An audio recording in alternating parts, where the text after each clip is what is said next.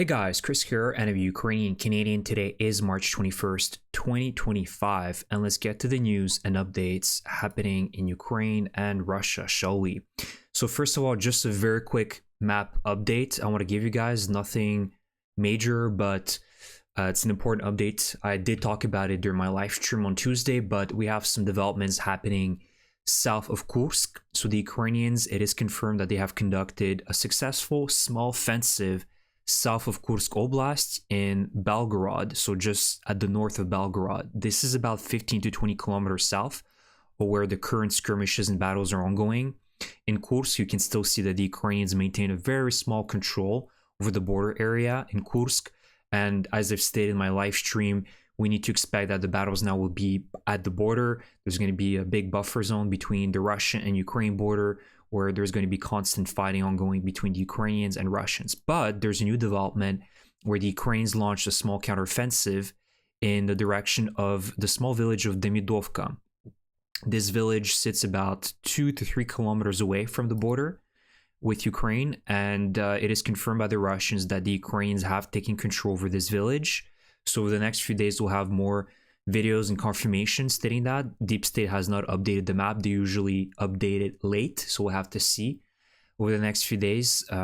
But this is good news. Again, this is just part of destabilizing the Russian forces and forcing them to react and transferring forces from other directions where, they're currently having a momentum. So this allows the Ukrainians to also destabilize the Russian momentum in certain directions. So this is good news. Again, as I've said many times, let's keep ourselves grounded. There's no expectation here whatsoever that Ukraine is somehow going to break through in towards Belgorod city or other major areas, urban areas. It's all about destabilizing the other side and finding the weak spots to force the Russians to attack in conditions where they're least prepared, and maximizing the casualties on the Russian side, and also bringing the fight to the Russians on their own territory rather than bringing it to Ukraine, which, as we've seen in Kursk, has been a successful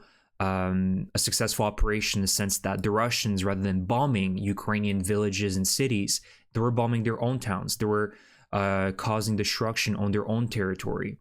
So I'll keep you guys updated in the next few days over what is going on here, but I'm not anticipating massive gains by the Ukrainians. I think they just want to, maintain control, force some of the Russian troops in Kursk to be transferred, and kind of play this game of push and pull and try to find the weak spots, because we know the Russians are doing the same thing as well.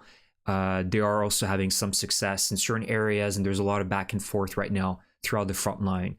It's a very dynamic situation. So that's the update for the map. Now I want to go back to the news because we have some things to discuss. And the first thing is an excellent strike, and I shared that story with you guys last night, that the Ukrainians successfully destroyed the ammunition warehouse or depot at the Engels airfield. This is one of the most important airfields for the Russian Air Force, and you guys probably know about it because on a weekly basis, the Russians are flying their bombers, their Tupolev 95s, out of this airfield to attack Ukrainian civilian infrastructure. And so the Ukrainians carried out a very effective operation. As you guys can see, this is the plume of smoke that rose as a result of this drone attack at the Engels ammo warehouse. As you can see, we have now satellite images from today indicating a successful strike over the warehouse section of this airfield. You can see that it is about 2 kilometers, maybe 2.5 kilometers away from the actual airfield. And, some of the videos that were shared by the locals really showcased the massive shockwaves as a result of the explosion. So I wouldn't be surprised if some of these Tupolev 95 bombers and Tupolev 160s were damaged at the very least here. You can see, as it's indicated, the airfield is known as the base from which the Russian strategic aviation aircraft have obviously repeatedly taken off to carry out large-scale missile strikes on Ukraine. These depots right now, well, not anymore, but they contain KH-101 and KH-555 missiles, which Russia uses for attacks on Ukraine with the Tupolev 160s and Tupolev 95 aircraft. And also, again, this is coming from the Russian Voenkour channels, but it appears that 2 pilots are confirmed to be dead as a result of this attack. So even more great news, which also lead me to believe that they've lost, or at least some of the aircraft were damaged, because you can see that there are some bombers that appear on the tarmac based on the satellite image from today. So this is really great news and an excellent operation by the Ukrainians. Another excellent operation by the Ukrainians was done a few days ago. They attacked the Kavkazskaya oil transshipment point in Kuban, which is kind of the south of Russia and the Caucasus. And this facility has been burning for the last few days, but today it's a total loss. The firefighters filmed essentially video just showcasing that the entire facility is engulfed in fire. The oil depot is on fire. Everything is just a total loss for the Russians. And this is excellent news. As it's mentioned here in the article, this oil transshipment point is an important enterprise involved in a large chain of oil transportation to Novorossiysk.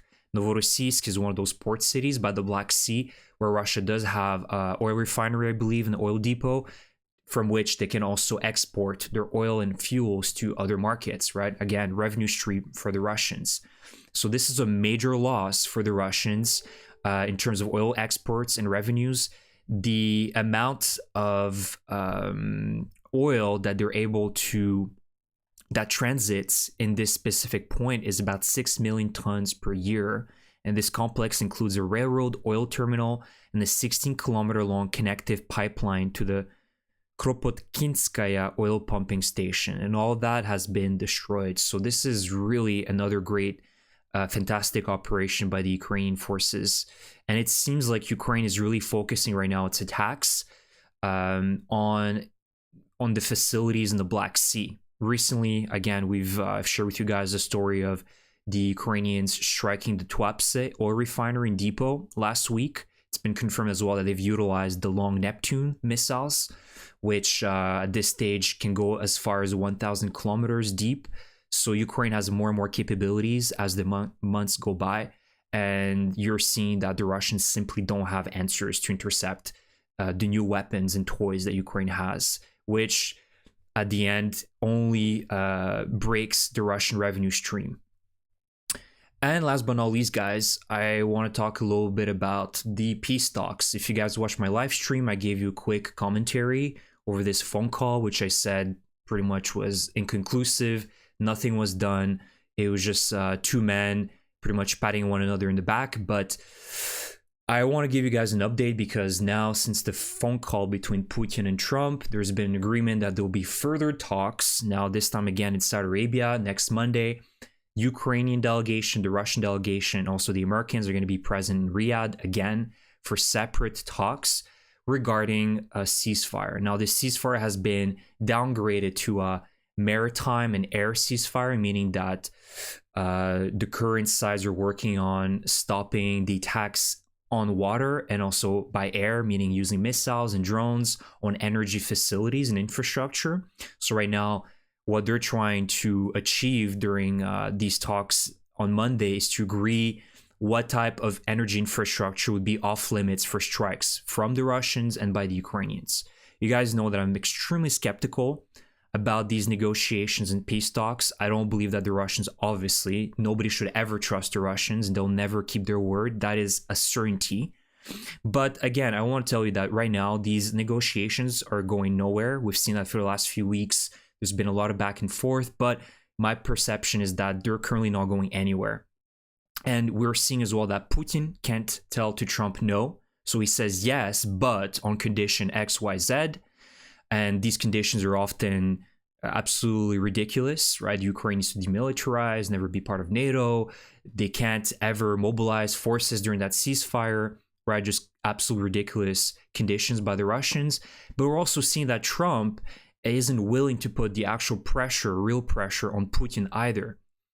So what I'm seeing right now, and I said that during my live stream, is that likely Trump is going to will seek to blame one side on the eventual failure of these peace talks. And I believe that it'll be obviously easier for Trump to blame Ukraine and Europe for their failure because he has more respect for Putin as he sees Russia as a partner that can go against China, because we know that Trump's holy war will be against China, and he wants to deorbit Russia out of the gravity of China. And he really believes that he can convince Putin to be, kind of be back under the American influence, or somewhat influence more the Russians to help the Americans fight the Chinese. So that's one part of the reason why I believe that Trump is going to really put a lot of pressure on Ukraine. And I rather expect the worst case scenario than the best case scenario. We've seen that Trump is simply not committed to genuinely assist and help the Ukrainian people and also Europe in, fighting off the Russian aggression. And also part of it is that he really likes the leadership style of Putin. Since he grew up in a similar environment, right? Trump comes from a business, real estate environment. And, if anybody knows anything about that type of environment, that type of business field, is that it's very corrupt. There's often a lot of manipulation, a lot of dirty tactics being employed by the people that are involved in this environment. And so Trump likes these types of people, right? Like, he's more attracted to that type of persona. So again, still to this day as well, we've seen very little by the Trump administration coordinating with the European Union, European countries, coordinating these peace talks with Europe. There's very little being done with American partners. And so that's why it leads me to believe that the US is simply, it's going to be a failure overall. Even if there's a ceasefire, it's going to be broken very quickly. I have no doubt about it. And I think that Trump will just dump the blame on Ukraine, on Europe, and all the other Western democracies, because he doesn't respect them. He doesn't respect classical politicians, like we've seen with Canada, whether it be Justin Trudeau, the ex-prime minister, the current one, Mark Carney, Macron, the president of France, Zelensky, Starmer. He simply doesn't respect Western democracies and their classic politicians. And he would rather work with dictators, with people that speak the language of Trump, which is lies, manipulation, deception. And we're also seeing that, during the Monday peace talks or negotiations in Riyadh, Moscow announced that they're going to be sending Sergei Beseda, who is the former head of the spy agency's 5th Directorate, who oversaw the intelligence operations in Ukraine and orchestrated the recruitment of collaborators before the full-scale invasion. And they obviously played a key role in planning his 2022 full-scale invasion. So why are you sending FSB agents to negotiate for peace with the Americans, right? It's just to go there and tell more lies to Trump and tell him, you know what, we have even more Ukrainian forces surrounded somewhere in Belgorod. And if you don't help us, Trump, we're going to murder them all. And Trump is going to come out with another crazy statement saying that I asked Zelensky and pleading him to, get away and withdraw from Belgorod because his troops will be massacred. One of the worst massacres that will happen since World War II. And it's going to be this constant lies and deception from both the Russians and the American leadership, unfortunately. So with all that, guys, I hope you enjoyed my quick update. Let me know in the comment section what you guys think about my opinion, my analysis on the current peace talks. I really do believe that they're going absolutely nowhere. And this is just, an imitation game right now. So with all that, guys, thank you so much. Please subscribe to this channel if you enjoy my content. Like this video, leave me a comment, and I will see you in the next one. Slava Ukraini!